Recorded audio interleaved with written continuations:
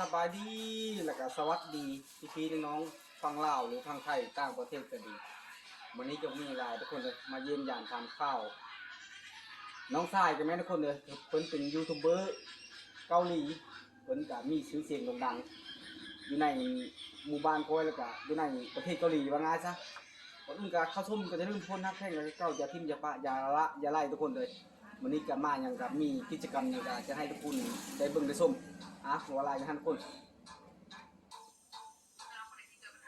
เพื่อกับบริเดินทางบางไรเนาะเดินทางก็มาฮอดฮื้นเล่าแล้วบริถ่ายบรรยากาศมาตรทางทุกคนเลยถือว่ากับประมาณนี้ทุกคนหุ่นซานบ้านส่งเพิ่นก็ถือว่ามื้อนี้ก็เพิ่นสิมีหยังต้อนรับเนาะอยู่น้องชายทุกคนเลยกับบ่มีหยังหลายเขาเบิ่งเพิ่นอันนี้ล่ะยูทูบเบอร์ใหญ่ทุกคนเลยเพิ่นนั่นแบบว่ามาเขาอยู่นี่ก็มีลูกศิษย์เพิ่นอยู่นี่ทุกคนเลย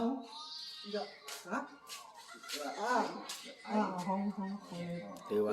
นี่ยูทูบเบอร์เกาหลีอันนี้ยูทูบเบอร์เกาหลีอันนี้แหละยูทูบเบอร์ลาวอันนี้แหละยูทูบเบอร์เกาหลีทุกคนเลยประมาณนี้คน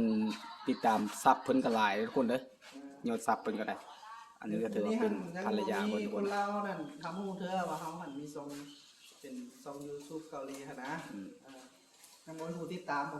มีคนเล่าเป็นผู้ติดตามคือว่าแบบว่าภาษาเพิ่นก็เขียนภาษาเกาหลีว่าไงซะอันในซื้อซองเพิ่นน่ะแม่บ่นั้นได้เฮ็ดเป็นภาษาลาวเทื่ออันนี้ก็หลานเพิ่นทุกคนเลยภาษาความงามมันทุกคนเด้มาเบิ่งเพิ่นเฮ็ดอยู่เฮ็ดกินทุกคนเลยก็บ่มีหยังหลายมันเพิ่นสิแต่งหยังก็ประมาณนี้ทุกคนเลย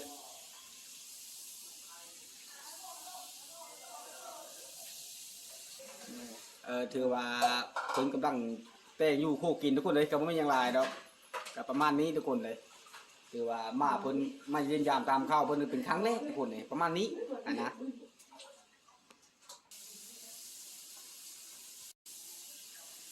ถือว่าเพิ่นกำลังปอกมะแตงทุกคนเลยประมาณนี้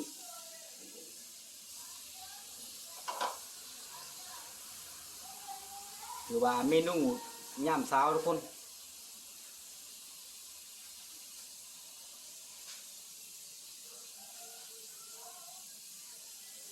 ถือว่ามีพักดีทุกคนเลยประมาณนี้ได้ทุกคนเลยไปลูกหมาดิ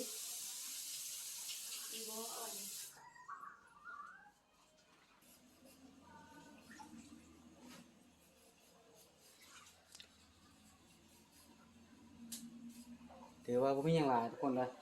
มีแต่พวกเก็บภาพบรรยากาศเล็กๆน้อยๆทุกคนเลยประมาณนี้ทุกคนเลยถือว่าจะทานที่รอบๆบ้านทุกคนเลยมีเครื่องลิ้นเครื่องเสียงเลยทุกคนก็มีครบเลยทุกคนเลย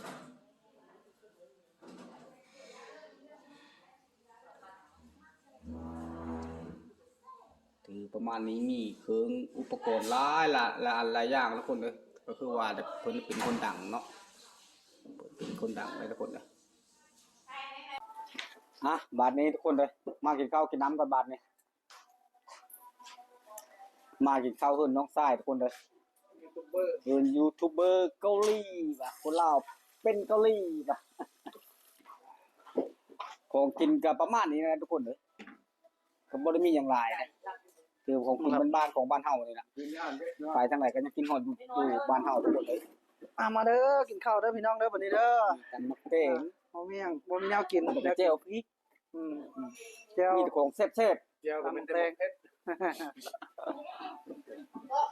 มาทุกคนโอ้ยอย่างนี้เลยวันนี้เราสิได้มาเมะทาง YouTube ลาวได้เพราะว่าสิได้ฝากเนื้อฝากตัวน้ำเนาะนำซองเพิ่นฝากซองนี่ทุกคนซองน้องชายฝากซองให้มีคนติดตามแน่ฝากติดตามแน่เนาะต่อไปบางทีเฮาก็สิได้ฝากเป็นภาษาลาวได้เนาะจังได๋เนาะเพิ่นมีคนลาวบ่ทางฝั่งไทยบ่ติดตามนะทั้งพี่น้องฝั่งไทยก็รู้จักหลายคนอยู่เขาเจ้าก็เคยมาเยี่ยมยามอยู่ได้เพราะว่าบางคนก็อาจจะเป็นแฟนของคนเกาหลีนะเขาเจ้าก็มาเล่นหา าฮู้จักทาง ไก่ได้สิค่ะ คนเกาหลีโตแล้วก็รู้จักเฮาแล้วก็เจ้าก็มาเล่นน้ำมาแวะเล่นน้ำมาถามข่าวเนาะ ค่ะค่ะ ฝากเด้อฝากตัวเด้อทุกคนเด้อฝากกดติดตามทางช่องเฮาให้แน่ช่องเฮาสิเป็นช่องชื่อว่าลาวซื่อฮึงบูแล้วเฮาสิแจ้งให้เนาะฝากติดตามแน่แต่ว่า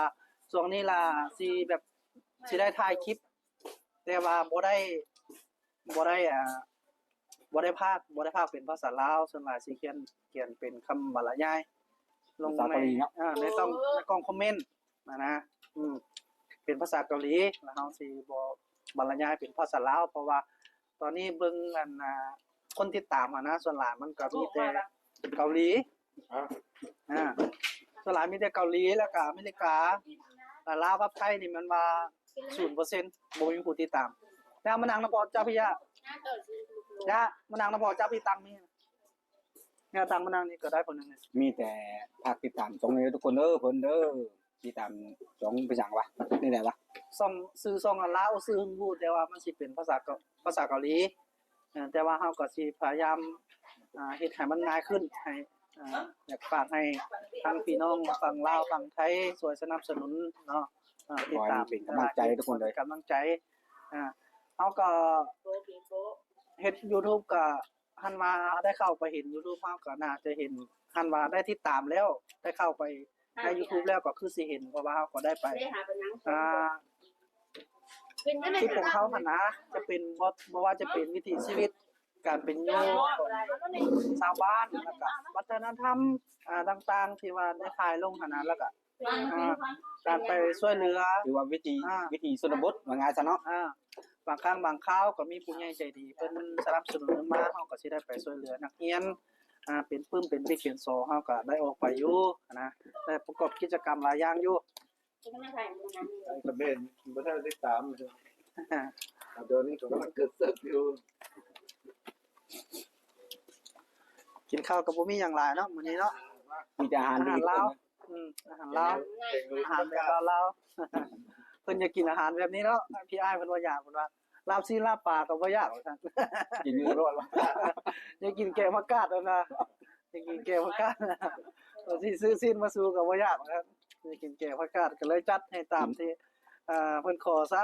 กินแบบบ้าน กินแบบอาหารแบบบ้านๆเนาะเฮาก็เคยเป็นคนบ้านนอกของนาอยู่บ้านนอกของนาซะเฮาก็เดี๋ยวนี้ล่ะมาลงชีวิตอยู่ในเมืองได้2ปีแล้วว่าสิกลายเป็นคนในเมืองก็ยังบ่ทันกลายแท้ ๆยังว่าบ่เป็นแบบว่า ยังว่าบ่เป็นอยู่ยังเป็นคนบ้านนอกอยู่ โลกบ้านรับแล ว่าแล้วแล บ้านรับแลก็เป็นมือที่บักกาทานกันกินก็ตำแจ่วจะครบ เพิ่นคนนั้นแห่งเว้าคือตำแจ่วสะครบกว่าท่าน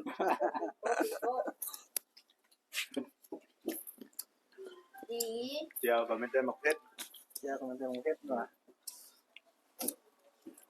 กินไปกินมากก็เซฟทุกคนเลยเป็นแต่เซฟได้กินหลายคนทุกคนเข้ากันหลายคนอุคักๆทุกคน แม่น กินเลย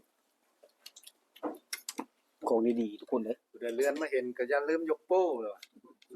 จึงพอนะหยุดเลยห้ามเลื่อนผ่านว่ะ น้ำหมอน้ำบกกิน อ้าวเห็นบ่ โอ้ยสิได้คลิปนึงก็แม่นธรรมดาได้ว่ามันบ่ถือเด้ตัวกลางๆว่าบ่พวกมึงก็ดี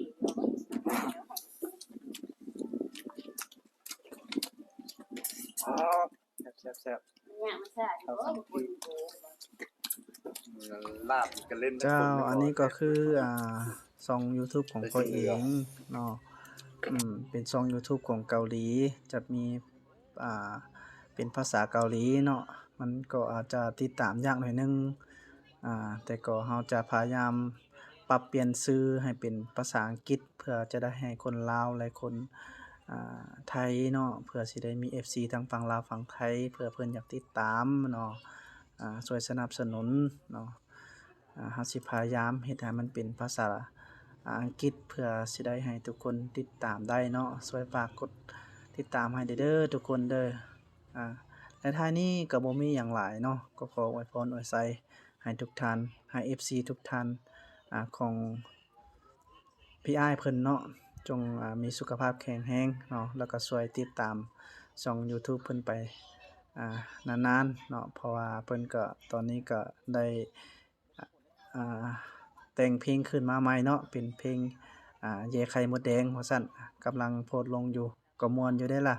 ช่วยติดตามเราเด้อฝากให้กำลังใจเราเด้อทุกคนขอบใจหลายๆ